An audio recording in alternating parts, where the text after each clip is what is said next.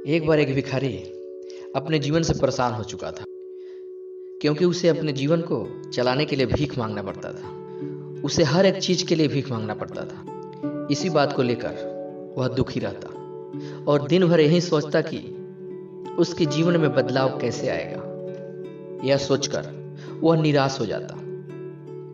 वह हर दिन देखता कि बहुत सारे लोग निराश होकर आंखों में आंसू लिए लोग और विभिन्न चिंताओं से परेशान लोग गौतम बुद्ध की तरह जाते और वापस लौटते समय वे लोग बहुत ही खुश होते थे।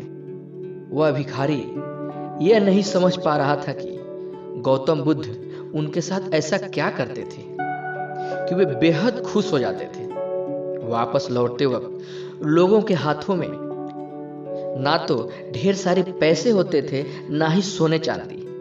तो फिर ऐसा क्या होता था कि लोग बुद्ध के पास से लौटते वक्त इतना खुश होते थे। यह सब सोचकर वह भिखारी भी निर्णय लिया कि वह भी महात्मा बुद्ध के पास जाएगा और देखेगा कि ऐसा वहां क्या हो रहा है कि दुखी लोग उनके पास जाकर खुश हो जाते हैं। वह बुद्ध से मिलने के लिए उनके पास चल पड़ा। जहां बुद्ध मौजूद थे वहां बहुत लंबी कतार लगी हुई थी। तो वह भिखारी भी कतार में लग गया। कतार में लगकर वह अपनी बारी का इंतजार करने लगा। देखते ही देखते उसकी बारी आई और उसने बुद्ध से कहा, भगवान, मैं बहुत ही गरीब हूँ, मेरे पास कुछ भी नहीं है। मुझे अपना जीवन चलाने के लिए भी दूसरे से भीख मांगनी पड़ती है। अब आप ही बताइए कि मैं अपने जीवन को कैसे बेहतर कर सकूं। यह सब सुनकर बुद्ध ने कहा, तुम गरीब नहीं हो, तुम्हें ऐसा लगता है क्योंकि आज तक कभी तुमने किसी के लिए कुछ भी नहीं किया, ना ही तुमने कभी किसी को दान दिया, ना ही तुमने दूसरे के लिए कुछ किया। यह सब सुनकर भिखारी के मन में एक आशंका जाग उठी।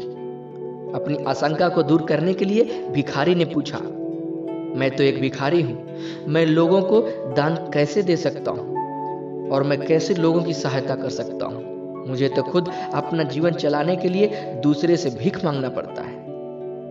यह सब सुनने के बाद गौतम बुद्ध थोड़ी देर चुप रहे और फिर बोले, तुम्हारे पास हाथ है जिससे तुम लोगों की सेवा में लगा सकते हो और दूसरे का भला कर सकते हो। इसके अलावा तुम्हारे पास मुंह है जिससे तुम लोगों से अच्छी अच्छी बातें कर सकते हो और दूसरे का हौसला बढ़ा सकते हो। यह सब करके भी दूसरे की सहायता कर सकते हो। जरूरी नहीं कि दान सिर्फ पैसे से किया जाए। हम चाहें तो अन्न का दान कर सकते हैं, हम चाहें तो शिक्षा का भी दान कर सकते हैं। ऊपर वाले ने अगर किसी को पूर्णतः अच्छा शरीर दिया है तो वह गरीब नहीं है, वह बस दिमाग से गरीब होता है। उसे इस विचार से हटकर दूसरे की सेवा में लगाना चाहिए। यह सब सुनकर भिखारी बहुत ही ज्यादा खुश हो गया और उसका मन अब संतुष्ट था। हम सब इस बात की चिंता में समय बर्बाद करते हैं कि हम गरीब हैं, लेकिन सत्य यह नहीं है। सत्य तो यह है कि जब तक हमारा शरीर पूरी तरह से बेहतर है तो हम उसका उपयोग करके आगे बढ़ सकते हैं और खुद के जीवन को बेहतर बना सकते हैं। अगर कोई व्यक्ति सिर्फ अपनी गरीबी पर ध्यान दे और उसे बदलने के लिए पूरी कोशिश नहीं करे तो वह मूर्ख है। इसके अलावा दान सिर्फ धन की नहीं, शिक्षा की, भोजन की, अच्छे विचार आदि का भी किया जाना जरूरी है। आप शिक्षा का भी दान कर सकते हैं या दूसरे के लिए अच्छे विचारों का भी दान कर सकते हैं।